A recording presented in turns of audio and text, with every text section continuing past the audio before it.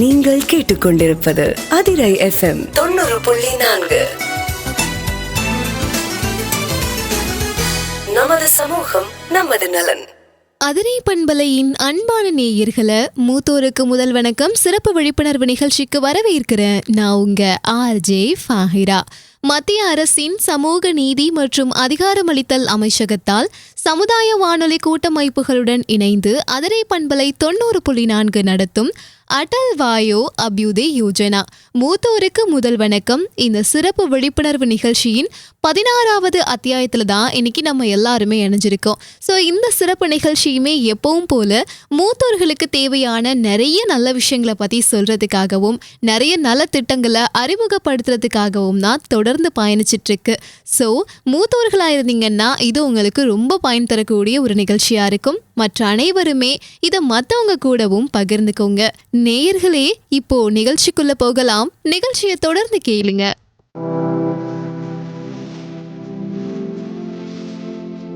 மூத்தோருக்கு முதல் வணக்கம். இது மூத்த குடிமக்களுக்கான ஒரு சிறப்பு நிகழ்ச்சி. இந்திய அரசாங்கத்தின் சமூக நீதி மற்றும் அதிகாரமளித்தல் அமைச்சகம், இந்திய சமுதாய வானொலி கூட்டமைப்பு மற்றும் மாநில சமூக நலத்துறையோடு இணைந்து சமுதாய வானொலியில் ஒலிபரப்பாகும் நிகழ்ச்சிதான் மூத்தோருக்கு முதல் வணக்கம். இந்த நிகழ்ச்சி இந்திய அரசாங்கத்தால் வழங்கப்படும் மூத்த குடிமக்களுக்கான நலத்திட்டங்கள் குறித்த விழிப்புணர்வு நிகழ்ச்சியாகும். இதுவரை மூத்தோருக்கு முதல் வணக்கம் நிகழ்ச்சியில் 15 அத்தியாயங்கள் வாயிலாக மூத்த குடிமக்களுக்கான நலத்திட்டங்கள் குறித்து பல பயனுள்ள தகவல்களை தெரிந்து கொண்டு வருகிறோம். அந்த வகையில் இன்று 16வது அத்தியாயத்தில் மனநலம் காக்க ஒருங்கிணைப்பு மற்றும் தியானம் என்ற தலைப்பில் பல பயனுள்ள தகவல்களை நமக்கு பகிர்ந்துக்க காத்துட்டு இருக்காங்க தாத்தா பரத் மற்றும் சேத்தி லக்ஷ்மி. வாங்க என்ன சொல்றாங்கன்னு கேட்கலாம். அன்பார்ந்த நேயர்களுக்கு வணக்கம். மூத்தோருக்கு முதல் வணக்கம் எனும் மூத்த குடிமக்களுக்கான பயனுள்ள நிகழ்ச்சியின் 16வது அத்தியாயத்திற்கு உங்கள் அனைவரையும் அன்போடு வரவேற்கிறோம். நான் தான் உங்கள் லக்ஷ்மி மற்றும் என்னோட தாத்தா பரத். இந்த பேத்தி தாத்தா ஜோடி மூத்தோருக்கு முதல் வணக்கம் நிகழ்ச்சியில இந்திய அரசாங்கத்தின் மூத்தோர்களுக்கான நலத்திட்டங்களை பற்றி விளக்கமா வழங்கிக்கிட்டு வரோம். இதன் மூலமா மூத்தோர்களுக்கு ஆரோக்கியம், நிதி உதவி, உரிமை, அது மட்டும் இல்லாம ஆதரவு பெற்று வாழ உறுதுணையா இருக்கும். சரியா சொன்னீங்க தாத்தா. இந்திய அரசாங்கத்தின் மூத்த குடிமக்களுக்கான நலத்திட்டங்கள் குறித்த நிகழ்ச்சி நமது சமுதாய வானொலியில ஒளிபரப்புறாங்க. இந்த நிகழ்ச்சி மூத்த குடிமக்களின் வாழ்வாதாரத்தை மேம்படுத்துவதற்கான நிகழ்ச்சி. இப்ப காலம் ரொம்ப ரொம்ப மாறிடுச்சு. வேலைக்காக பிள்ளைங்க ஒரு இடத்துலயும் பெற்றோர்கள் வேற இடத்துலயும் இருக்காங்க. அப்படி தனிமையில இருக்க மூத்த குடிமக்கள் 3வது நபரை தான் நம்பி இருக்காங்க. சரியா சொன்ன லட்சுமி. மூத்தோருக்கு முதல் வணக்கம் நிகழ்ச்சி மூத்த குடிமக்களுக்கு ஆதரவாகவும் ஒரு துணையாகவும் இருக்கும். தாத்தா, மூத்தோருக்கு முதல் வணக்கம் நிகழ்ச்சியில இந்திய அமைச்சகத்தால் மூத்த குடிமக்களுக்கு கொண்டு வரப்பட்ட திட்டங்கள் பத்தி விளக்கமா பார்த்துட்டு வரோம். அது என்னன்னா, மூத்த குடிமக்கள் ஒருங்கிணைந்த திட்டம், மூத்தோருக்கான தேசிய உதவி மையம், பராமரிப்பாளர் பயிற்சி, சிறப்பு பொருளாதார மற்றும் வயோஸ்ரீ திட்டங்கள், கண் பிரச்சனைகளுக்கான தீர்வுகள் மற்றும் சரியான உணவு மற்றும் உணர்வு தொடர்பான நிபுணர் ஆலோசனைகள் வழங்கப்படுது. இது எல்லாமே நம்ம மூத்தோரோட நலனை மேம்படுத்துவதற்கு பெரும் உதவியா இருக்கு. அப்போ என் பேத்திக்கிட்ட இனிய நிகழ்ச்சியில நிறைய விஷயங்களை பத்தி நம்ம கேட்டு தெரிஞ்சுக்கலாம். ஆனா அதுக்கு முன்னாடி லட்சுமி, நேத்து உன் ஃப்ரெண்ட்ஸ் கூட ட்ரிப்பு போனியே, எப்படி இருந்தது? அதுவா தாத்தா, அதெல்லாம் அருமையா இருந்துச்சு. பழைய ஃப்ரெண்ட்ஸை பார்த்தது ஒரு தனி சந்தோஷம்தான்.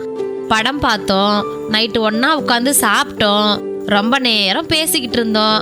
வாழ்க்கை எவ்வளோ பரபரப்பா இருந்தாலும் ஃப்ரெண்ட்ஸ் கூட நம்ம கொஞ்ச நேரம் ஒதுக்கணும். எல்லாரும் வேலை வேலைன்னு இருந்தாலும் நாங்க எல்லாம் ஒன்னா இருந்தது திரும்பவும் பழைய நாட்களுக்கு போன மாதிரி இருந்துச்சு. எல்லா மன அழுத்தமும் குறைஞ்சிருச்சு.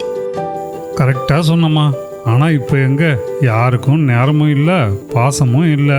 எங்க காலத்துல நண்பர்கள் மற்றும் குடும்பத்தோட சந்தோஷமா இருந்தோம். அது ஒரு அழகிய காலம். இப்போ எங்க யாரை எது கேட்டாலும் எனக்கு நேரமே இல்லைன்றாங்க. அப்படியா தாத்தா? நீங்க அப்பெல்லாம் எப்படி நேரத்தை செலவழிப்பீங்க? லட்சுமி, அதை எங்கேருந்து ஆரம்பிக்கிறதுனே தெரியல.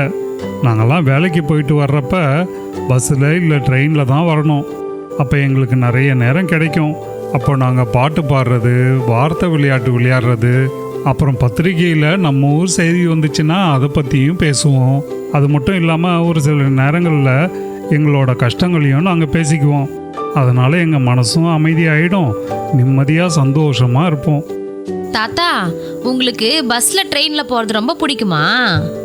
ஆமாம் லட்சுமி, அதெல்லாம் கொஞ்சம் காலம்தான். இப்போல்லாம் பஸ்ஸில் இருந்து எல்லாம் பைக்குக்கு மாறி, பைக்கில் இருந்து காருக்கு மாறிட்டாங்க. அதனால் மக்கள் கூட பேசுகிறதும் போயிடுச்சு, அவங்களோட சந்தோஷமும் குறைஞ்சிடுச்சு. அதுவும் உண்மைதான் தாத்தா. இப்போ எல்லா தொழில்நுட்பமும் இருந்தும் தூரம் அதிகமாக தான் இருக்கு. நம்ம கையிலேயே ஃபோன் இருக்கு, ஆனால் பேச நேரம் இல்லை. வீட்டில் கார் இருக்கு, ஆனால் ஒருத்தங்களை பார்க்க போகணுன்னா பல முறை தயங்க வேண்டியதாக இருக்கு தாத்தா. எங்கள் காலத்தில் எங்கள் சொந்தக்காரங்கெல்லாம் வீட்டுக்கு சொல்லாமல் கொள்ளாமல் வந்தாங்கன்னாக்கா நாங்கள் யாரும் தொந்தரவாகவும் நினச்சதில்ல, எங்களுக்கு கஷ்டமாகவும் இருந்ததில்லை. ஏன்னா அதித்தி தேவோ பவ அப்படின்னா விருந்தினர்கள் எங்கள் கடவுள்ன்றது வெறும் வார்த்தை மட்டும் இல்லை, அது எங்களுக்கு நம்பிக்கையாகவும் இருந்தது. சரியா சொன்னீங்க தாத்தா. இப்போ நமக்கு நெருக்கமானவங்களை கூட நேரா பார்க்காமலே இருக்கும். அதனால தனிமையும் மன அழுத்தமும் தான் அதிகமாகுது தாத்தா. உனக்கு ஒரு விஷயம் தெரியுமாம்மா லட்சுமி? காலையில் நேரத்தில் அந்த பார்க்கில் உட்காந்து வயசானவங்க கூட பேசிக்கிட்டு இருக்கப்ப எவ்வளோ சந்தோஷமாக இருக்கும் தெரியுமா? அந்த நேரமே போகிறது தெரியாது. ஆனால் அதுக்கப்புறம் வீட்டுக்கு வந்ததுக்கப்புறம் கூட யாருமே இல்லாமல், அதுவும் நமக்கு வேண்டியவங்க கூட இல்லைன்னா ரொம்பவே கஷ்டமாக இருக்கும். என்னதான் காசு பணம் இருந்தாலும் வசதி இருந்தாலும் நம்ம கூட பேசுறதுக்கு ஆள் இல்லைன்றப்ப ரொம்ப மன அழுத்தமாக ஆயிடும். தாத்தா, நீங்க சரியா சொன்னீங்க. தனிமை முதியவர்களுக்கு மன அழுத்தம் மட்டும் இல்லாம உடல் நலத்தையும் பாதிக்கும். எடுத்துக்காட்டா நோய் எதிர்ப்பு திறன் குறைவு, பசியின்மை, அப்புறம் உடல் உபாதைகளையும் உண்டாக்கும். ஆனா இதுக்கு ஒரு தீர்வு இருக்கு.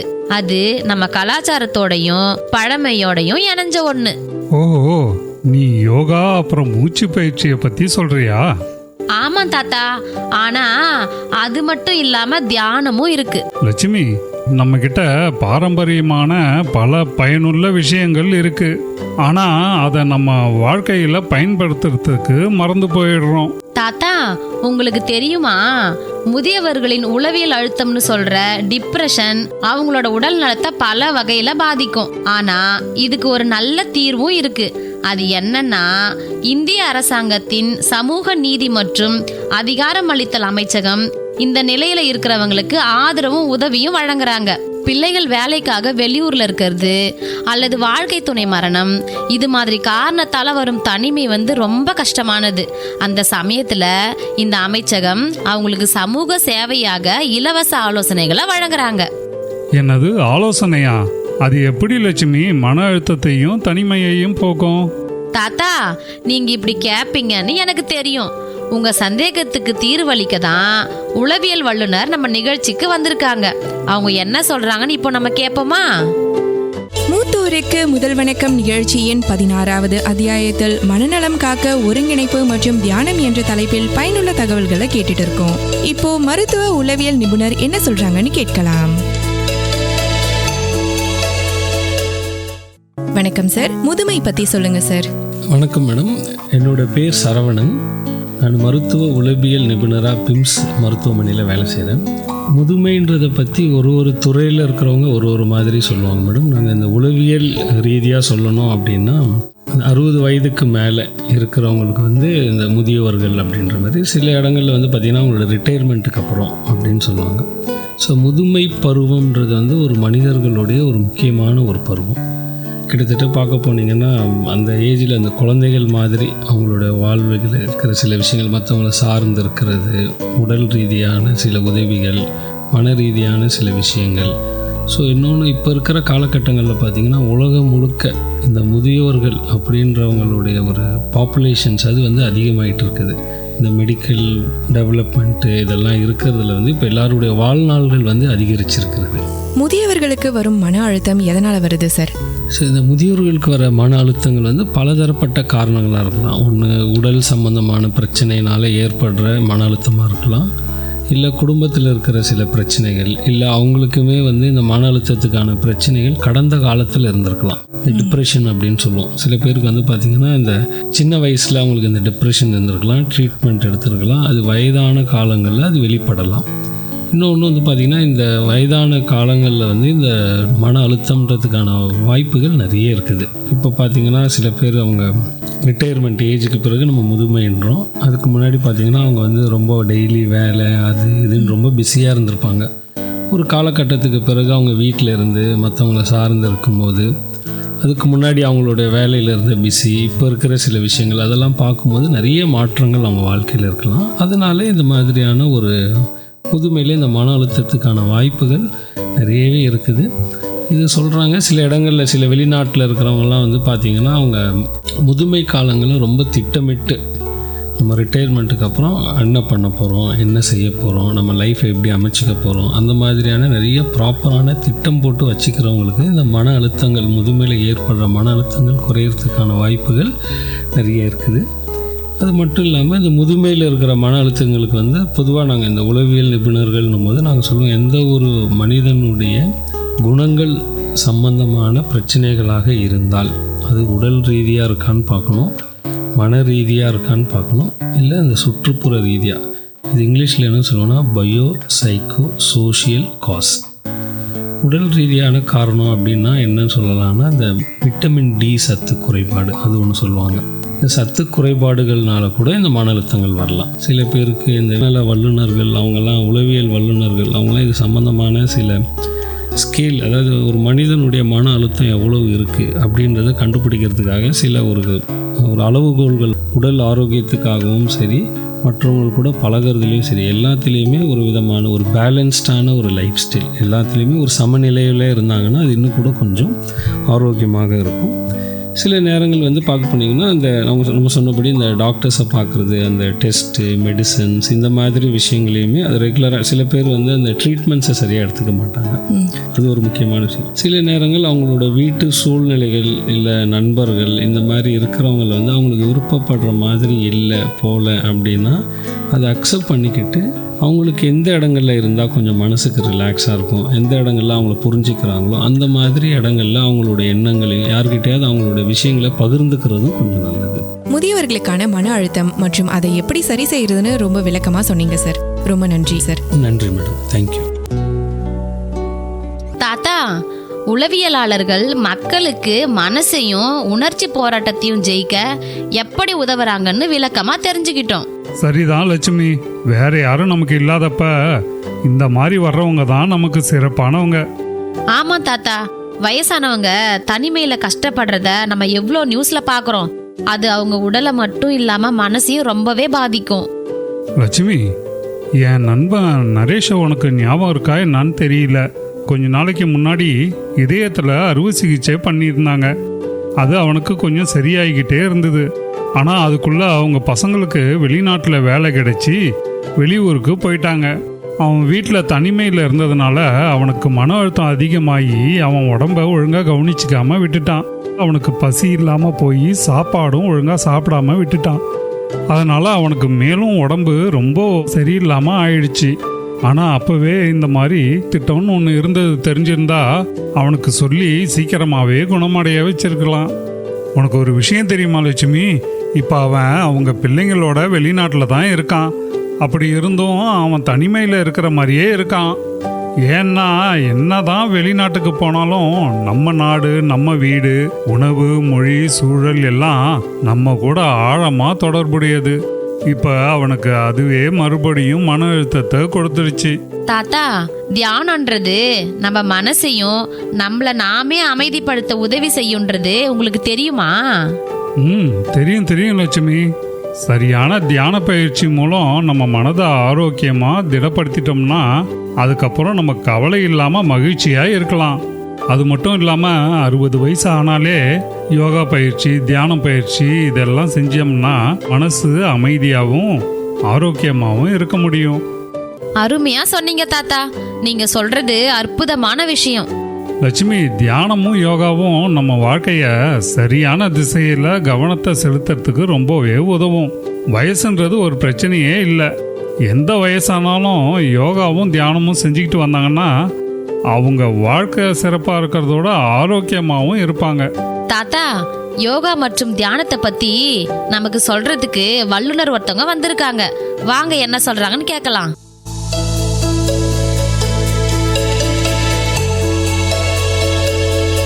மூத்தோருக்கு முதல் வணக்கம் நிகழ்ச்சியின் 16வது அத்தியாயத்தில் மனநலம் காக்க ஒருங்கிணைப்பு மற்றும் தியானம் என்ற தலைப்பிலான நிகழ்ச்சிக்காக யோகா மற்றும் தியான நிபுணர் இணைஞ்சிருக்காங்க. வணக்கம் சார், உங்களை பத்தி சொல்லுங்க சார். நன்றிங்கம்மா. தாத்தா, யோகாவும் தியானமும் வாழ்க்கைய சரியான பாதையில வச்சுக்க எவ்வளவு முக்கியம்னு பாத்தீங்களா? நம்ம மனசும் எண்ணமும் அமைதியா இருந்தாலே நம்ம வாழ்க்கை சிறப்பா இருக்கும். சூப்பர் லட்சுமி, வர வர தத்துவ ஞானி போலயே பேசுற நீ. பரவாயில்ல, என் பேத்தி பெரிய பேச்சாளர் ஆயிட்டான்னு நினைக்கிறேன். தேங்க்ஸ் தாத்தா. நம்ம நேயர்கள் இன்னைக்கு மூத்தோருக்கு முதல் வணக்கம் நிகழ்ச்சி மூலமா தெரிஞ்சுக்கிட்ட தனிமைக்கு சிறந்த துணை யோகா மற்றும் தியானம்ன்ற தகவலை அவங்களுக்கு தெரிஞ்சவங்களுக்கெல்லாம் சொல்லுவாங்கன்னு நம்புறேன். உடனே நான் என் நண்பர்கள் எல்லாரையும் கூப்பிட்டு இந்த நல்ல விஷயத்த சொல்லணும். ஏன்னா இது எல்லாருக்கும் இந்த பிரச்சனை இருக்கு, ஆனால் அதை பற்றி பேசுறதே இல்லை. இப்போ அப்படி கிடையாது. ஏன்னா இப்போதான் இந்த மன அழுத்தத்தை சரி செய்யறதுக்கான வழி தெரிஞ்சிடுச்சு இல்லையா?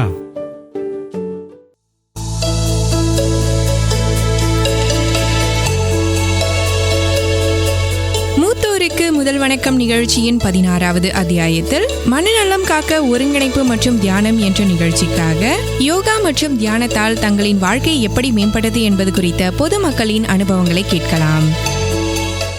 வணக்கம், ஷாம்லா பேசுகிறேங்க. எனக்கு 2 பிள்ளைங்க. எங்கள் வீட்டுக்கார் இறந்துட்டாரு. 2 பிள்ளைங்களும் கல்யாணம் பண்ண உடனே அவங்க தனிமையாக போயிட்டாங்க. என்னை தனியாக விட்டுட்டு அவங்க பொண்டாட்டி பிள்ளையோட தனியாக போயிட்டாங்க. ரொம்ப கஷ்டமாக இருந்தேன். மன உளைச்சி நிறைய, இது யோசனைகள் நிறைய. தனிமையாக இருந்தால் பல யோசனைகள்லாம் ஓடும். எனக்கு யோகா சொல்லி கொடுத்தாங்க. அந்த யோகா பண்ண பிறகு காலையில் எழுந்து யோகா பண்ணுவேன். எனக்கு உடம்பு இப்போ தான் ஃப்ரீயாக இருக்கிற மாதிரி இருக்குது. டெய்லியும் பண்ணுறதுனால எனக்கு கொஞ்சம் இப்போ மன உளைச்சி நல்லா இருக்குது. ஆரோக்கியமாக இருக்குது. என் உடம்பு மகிழ்ச்சியாகவும் இருக்குது. நன்றி, வணக்கம். வணக்கம், எனது பெயர் கிருஷ்ணமூர்த்தி. எனக்கு இப்போ 71 வயது நடக்குது. இந்த 71 வயசுல என்னுடைய நண்பர்கள் என்னை பார்த்து எப்படி இவ்வளோ சுறுசுறுப்பாக இருக்குன்னு கேட்பாங்க. அதுக்கு நான் பதில் என்ன சொல்கிறேன்னாக்கா, நான் ஆரோக்கியமாக இருக்கிறதுக்கு காரணம் உடற்பயிற்சியும் தியானமும் யோகாவும் தொடர்ந்து செய்துன்றதுனால என்னுடைய உடல் ஆரோக்கியமாக இருக்குது. முதல்லலாம் எனக்கு கோபமும் முன்கோபம் ஜாஸ்தியாக இருக்கும். இப்போ அந்த தியானம் யோகா இதெல்லாம் பண்ணுறதுனால எனக்கு இப்போ கோபம்லாம் ரொம்ப குறைஞ்சி போச்சு. இப்போ அது மட்டும் இல்லாமல் எனக்கு சுகர் இருந்துச்சு. அந்த சுகர் இப்போ தியானமும் யோகாவும் பண்ணுறதுனால குறைஞ்சிருக்குது. இப்போ எல்லாரும் தியானமும் யோகாவும் பண்ணுங்க, ஆரோக்கியமாக இருங்க. நன்றி, வணக்கம். வணக்கம், நான் குணசுந்தரி பேசுகிறேன். நான் தனிமையில் தான் இருந்தேன். அப்போல்லாம் ரொம்ப கஷ்டப்பட்டேன். நான் உடம்பும் எனக்கு சரியில்லாமல் இருந்தது. எனக்கு ஒரு மகன் இருக்கிறாங்க. அவங்க வெளியூருக்கு போய்க்கிறாங்க. நான் தனியாக தான் இருப்பேன். அந்த சமயத்தில் எனக்கு ரொம்ப மனசு கஷ்டமாக இருக்கும். உடம்புலாம் ரொம்ப சரியில்லாமல் இருந்தது. அப்போ இந்த வானொலி நிலையத்திலேருந்து யோகாவும் தியானமும் சொல்லி கொடுத்தாங்க. அதையும் நான் கொஞ்சம் கொஞ்சமாக கற்றுக்கின்னு நானும் அதை டெய்லி நான் செய்ய ஆரம்பித்தேன். அது எனக்கு ரொம்ப பயனுள்ளதாக இருந்தது. அந்த யோகாவும் அந்த தியானமும் நான் தனிமையில் இருக்கிறேன்றதே எனக்கு இல்லாமல் ஆயிடுது. இதுக்கு முன்னாடி யோகா அந்த தியானம் கற்றுக்கிறதுக்கு முன்னாடி உடம்பு வலிலாம் அதிகமாக இருந்தது. மன உளைச்சல்லையும் நான் இருந்தேன். யோகா தியானம் அதை கலந்து நானும் கற்றுக்கின்னு சும்மா இருக்கும்போதெல்லாம் நான் அதை செய்ய ஆரம்பித்தேன். அது செய்ய செய்ய எனக்குள்ளே நிறைய மாற்றங்கள்லாம் வந்தது. அது எனக்கு ரொம்ப சந்தோஷமாகவே இருந்தது. நம்ம யோகா தியானம் அதெல்லாம் நம்ம செஞ்சோம்னா நம்ம உடம்பு நல்லாவே இருக்கும். நான் இப்போ தனிமையில் இருக்கிறேன்ற எனக்கு அந்த ஒரு கஷ்டமே இல்லை. நான் நல்லா சந்தோஷமாக தான் இருக்கிறேன். உடம்பும் எந்த குறையும் இல்லாமல் நல்லாவே இருக்குது. இதுக்கெல்லாம் காரணமே யோகாவும் தியானமும் தான். இதை சொல்லி கொடுத்த அந்த வானொலி நிலையத்துக்கு என்னுடைய மனமார்ந்த நன்றியை தெரிவிச்சுக்கிறேன். நன்றி, வணக்கம். வணக்கம்மா, என் பேர் கலைவாணி. முதல்ல எனக்கு ரொம்ப இடுப்பு வலிக்கும். என் வேலையை நான் என்னாலே செய்ய முடியாது. மற்றவங்களுடைய உதவி எனக்கு தேவைப்படும். அப்போல்லாம் நம்ம மற்றவங்களுக்கு கஷ்டமாக இருக்கிறோமோன்ற மாதிரி ஒரு மாதிரி நினைப்பேன். இப்போ யோகா செய்கிறதுனால என் வேலையை நானே செஞ்சுக்கிறேன். ஒரு பாத்ரூம் போகிறதுனாலும் ஒரு குளிக்கிறதுனாலும் நானே செஞ்சுக்கிறேன். இப்போ நான் ரொம்ப மகிழ்ச்சியாக இருக்கிறேன். இதுக்கு காரணம் யோகாவும் தியானமும் தான். ரொம்ப நன்றிம்மா. தாத்தா, முதியவர்கள் அவங்களோட அனுபவத்தை பத்தி சொன்னதை கேட்டோம். இப்போ அவங்களுக்கான அரசு திட்டங்களை பத்தி சொல்லலாமா? சரி, உங்களுக்கு அந்த அரசு திட்டம்லாம் ஞாபகம் இருக்கா? ஆமாம், எனக்கு நல்லா ஞாபகம் இருக்கு. மூத்தோர்களுக்கான ஒருங்கிணைந்த திட்டம், அதாவது ஐபிஎஸ்ஆர்சி. இந்த முயற்சி மூத்தவர்களின் சமூக, உடல்நிலை மற்றும் மனநிலைகளின் தேவைகளை பூர்த்தி செய்யும் ஒரு முழுமையான அணுகுமுறையை கொண்டுள்ளது. இது உடல்நல சேவைகள், பொழுதுபோக்கு நடவடிக்கைகள் மற்றும் சமூக ஒத்துழைப்பை ஊக்குவித்து முதியோர்களுக்கு ஒரு நிறைவான வாழ்க்கையை உறுதி செய்ய உதவுகிறது. மூத்தவர்களுக்கான உதவி தொலைபேசி எண் 145667. இந்த உதவி தொலைபேசி மூத்தவர்களுக்கு உடனடி உதவியை வழங்குகிறது. அவர்கள் சட்ட உதவி, உடல்நல சேவைகள் அல்லது அவசர உதவிகள் ஆகியவற்றை வழங்குறாங்க. மூத்தவர்கள் காலை 8 மணி முதல் இரவு 8 மணி வரை எந்த நேரத்திலும் இந்த எண்ணை அழைத்து ஆதரவை பெறலாம். முதியவர்களுக்கு பராமரிப்பாளர் பயிற்சி திட்டம். முதியவர்களுக்கு சரியான பராமரிப்பு வழங்க திறமையான பராமரிப்பாளர்கள் தேவை. இந்த திட்டம் முதியவர்களுக்கு உடல், மனம் மற்றும் உணர்ச்சி ஆதரவை வழங்குவதற்கான பயிற்சிகளை தனிநபர்களுக்கு வழங்குகிறது. அவர்களுக்கு சிறந்த பராமரிப்பு கிடைக்குமாறு உறுதி செய்கிறது. மூத்த பராமரிப்பு முதுமை வளர்ச்சி இயந்திரம் SAGE. இந்த முயற்சி முதியவர்களுக்கு சேவைகள் மற்றும் தயாரிப்புகளின் புதிய வாய்ப்புகளை உருவாக்குகிறது. SAGE மூலமாக தனியார் மற்றும் அரசாங்க நிறுவனங்கள் முதியவர்களின் தேவைகளை பூர்த்தி செய்யும் சிறந்த வசதிகளை உருவாக்க ஊக்குவிக்கின்றன. ராஷ்டிரிய வயோஸ்ரீ யோஜனா, அதாவது RVY. இந்த திட்டத்தின் கீழ் பொருளாதாரத்தில் நலிவடைந்த மூத்த குடிமக்கள் இலவச உதவியை பெறுகிறார்கள். கண்ணாடிகள், செவிப்புலன் கருவிகள் மற்றும் நடைப்பயிற்சி சாதனங்கள் ஆகியவற்றை பெறுகிறார்கள். இதனால் அவர்கள் சுயமாகவும் வசதியாகவும் வாழ முடிகிறது. கண்புரை அறுவை சிகிச்சை திட்டம். முதியவர்களில் பரவலாக காணப்படும் பிரச்சனையான கண்புரை தீர்க்க இலவசம் அல்லது மலிவு விலையில் கண்புரை அறுவை சிகிச்சைகள் வழங்கப்படுகின்றன. இது முதியவர்களுக்கு அவர்களின் பார்வையும் வாழ்க்கையின் தரத்தையும் மீண்டும் பெற உதவுகிறது. முதியவர்களுக்கு பராமரிப்பிற்கான உரிமை. இந்திய அரசு முதியவர்களுக்கு அவர்களது குடும்பத்தினரால் பராமரிக்கப்படுவதற்கான உரிமையை உறுதி செய்துள்ளது. குடும்பம் இந்த பொறுப்பினை பூர்த்தி செய்யாவிட்டால் முதியவர்கள் அவர்களது உரிமைகளை பெற சட்ட உதவியை நாட முடியும். இந்த திட்டங்கள் மற்றும் முயற்சிகள் நம் முதியவர்களை மரியாதை செய்து அவர்களை ஆதரிக்கும் ஒரு நல்ல முயற்சியாகும். முதியோர்களின் தேவைகளை அறிந்து அவர்களின் வாழ்க்கையை மகிழ்ச்சியாகவும் கௌரவமாகவும் மாற்றுவதற்கு நம் அனைவரின் பங்கு மிகவும் முக்கியமானது. மூத்தவர்களுக்கு மரியாதை என்பது ஒரு சமுதாயத்தின் உண்மையான அடையாளம். தாத்தா, நம்முடைய மூத்தோர் நம்முடைய பெருமை. சரியா சொன்ன லட்சுமி. இப்போ நம்ம நிகழ்ச்சியோட நிறைவு பகுதிக்கு வந்தாச்சு. ஆமாம் தாத்தா. நேயர்களே, மீண்டும் வேறொரு பயனுள்ள தகவல்களோடு அடுத்த நிகழ்ச்சியில் சந்திக்கின்றோம். அதுவரை உங்களிடமிருந்து விடைபெறுவது நான் உங்கள் லக்ஷ்மி மற்றும் நான் தாத்தா பரத். மூத்தோருக்கு முதல் வணக்கம் நிகழ்ச்சியின் 16வது அத்தியாயத்தில் தாத்தா பரத் மற்றும் பேத்தி லக்ஷ்மி நமக்காக மனநலம் காக்க ஒருங்கிணைப்பு மற்றும் தியானம் என்ற தலைப்பில் பல பயனுள்ள தகவல்களை வழங்கினாங்க. இந்த நிகழ்ச்சி உங்களுக்கு பயனுள்ளதா இருக்கும்னு நம்புறோம். இது போன்ற மூத்த குடிமக்களுக்கான நலத்திட்டங்கள் குறித்து மேலும் தெரிந்து கொள்ள தவறாமல் கேளுங்கள் மூத்தோருக்கு முதல் வணக்கம். நன்றி நேயர்களே. இதுவரையும் நிகழ்ச்சியில மூத்தோர்களுக்கு தேவையான நிறைய நல்ல விஷயங்கள் பத்தி கேட்டு தெரிஞ்சு பயனடைஞ்சிருப்பீங்க அப்படின்னு நினைக்கிறேன். உங்களுக்கு தெரிஞ்ச இந்த தகவலை மற்றவங்க கூடவும் ஷேர் பண்ணிக்கோங்க. இந்த நிகழ்ச்சி பற்றிய கருத்துக்களோ விமர்சனங்களோ ஆலோசனைகளோ சந்தேகங்களோ ஏதேனும் தெரியப்படுத்த நினைச்சிங்கன்னா 7337769004 இந்த நம்பருக்கு கால் பண்ணியோ வாட்ஸ்அப் மூலமாவோ தெரியப்படுத்தலாம். மத்திய அரசின் சமூக நீதி மற்றும் அதிகாரமளித்தல் அமைச்சகத்தால் சமுதாய வானொலி கூட்டமைப்புகளுடன் இணைந்து அதிரை பண்பலை நடத்தும் அடல் வாயோ அபியுதய யோஜனா மூத்தோருக்கு முதல் வணக்கம் சிறப்பு விழிப்புணர்வு நிகழ்ச்சியின் 16வது அத்தியாயத்திலிருந்து விடைபெற போறேன். நான் உங்க ஆர்ஜே ஃபாஹிரா. அடுத்தடுத்த அத்தியாயங்கள்ல சந்திக்கிற வரையும் மற்ற நிகழ்ச்சிகள்லையும் தொடர்ந்து இணைந்திருங்க. எப்பவுமே கேளுங்க எஃப்எம் நாளை நம்ம அதிரை எஃப்எம் 90.4 நமது சமூகம் நமது நலன். நீங்கள் கேட்டுக்கொண்டிருப்பது அதிரை எஃப்எம் 90.4. நமது சமூகம் நமது நலன்.